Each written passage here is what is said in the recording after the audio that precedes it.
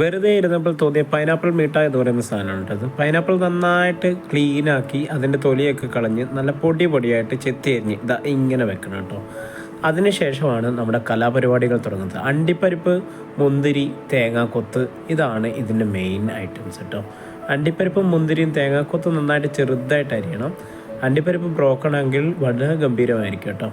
ഇതിൻ്റെ കൂട്ടത്തിൽ പൈനാപ്പിൾ അരിഞ്ഞത്, പിന്നെ നല്ല തേങ്ങയുടെ പാല് ഒരു പാത്രത്തിലുള്ള, പിന്നെ ചെറുതായിട്ട് അരിഞ്ഞ തേങ്ങാക്കൊത്തും, പിന്നെ അണ്ടിപ്പരിപ്പും മുന്തിരിയും.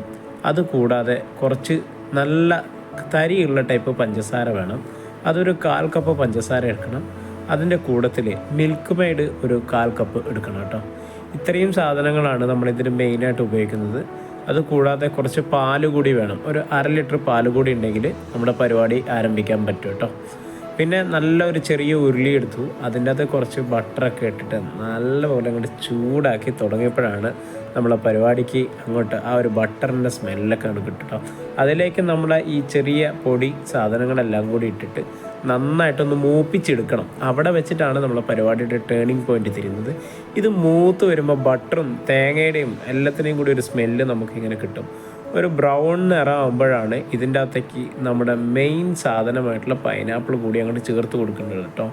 പൈനാപ്പിൾ ചേരുന്നതോട് കൂടിയിട്ട് ഇതിൻ്റെ സ്മെല്ലിന് ചെറിയൊരു വ്യത്യാസം വന്ന് പൈനാപ്പിളിൻ്റെയും ബട്ടറിൻ്റെയും കൂടി സ്മെല്ല് വരുമ്പോൾ വേറൊരു പ്രത്യേക ടേസ്റ്റാണ്, ഒരു പ്രത്യേക തരത്തിലുള്ള മണമാണ് നമുക്ക് കിട്ടുക കേട്ടോ. ഇതിന് നന്നായിട്ട് വഴറ്റണം. പൈനാപ്പിൾ കുറച്ച് വലുതായിട്ടിരിക്കുന്നത് നല്ലതാണ്, കാരണം കടിക്കുമ്പോൾ അതിൻ്റെ ഒരു ടേസ്റ്റ് കിട്ടും. അതുകൂടാതെ ഇതിൽ എപ്പോഴും ഒരു തിക്നെസ് നമുക്കിങ്ങനെ ഫീൽ ചെയ്യും. അപ്പം പൈനാപ്പിളും അണ്ടിയും മുന്തിരിയും തേങ്ങാക്കൊത്തും കൂടി ബട്ടറിലാണ് നന്നായിട്ട് സോട്ട് ചെയ്തുകൊണ്ടേ ഇരിക്കുന്നത്.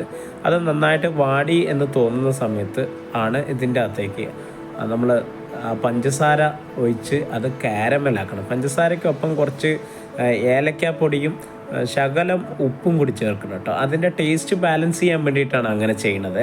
അപ്പോൾ ഇതും കൂടി ചേർത്തിട്ട് നന്നായിട്ട് അങ്ങോട്ട് മിക്സ് ചെയ്ത് കഴിയുമ്പോൾ ഇത് കാരമലായി തുടങ്ങും. കാരമലാവുമ്പം അതിൻ്റെ കളറ് ചെറുതായിട്ട് ഒരു ബ്രൗണിലേക്ക് മാറി തുടങ്ങും. ആ സമയത്താണ് നമ്മുടെ ഈ പൈനാപ്പിൾ മധുരത്തിലേക്ക് തേങ്ങ പിഴുത് പാലാക്കിയ ആദ്യത്തെ പാല് നന്നായിട്ട് ഒഴിച്ചു കൊടുക്കുക. അതിൽ നന്നാക്കി ഒഴിച്ചു കൊടുത്തിട്ട് ഇതിനെ നന്നായിട്ടൊന്ന് മിക്സ് ചെയ്യണം. ഈ മിക്സ് ചെയ്യാൻ മറക്കരുത്. കാരണം എന്താണെന്ന് വെച്ചാൽ വളരെ തിക്കായതുകൊണ്ട് തന്നെ ഇത് പെട്ടെന്ന്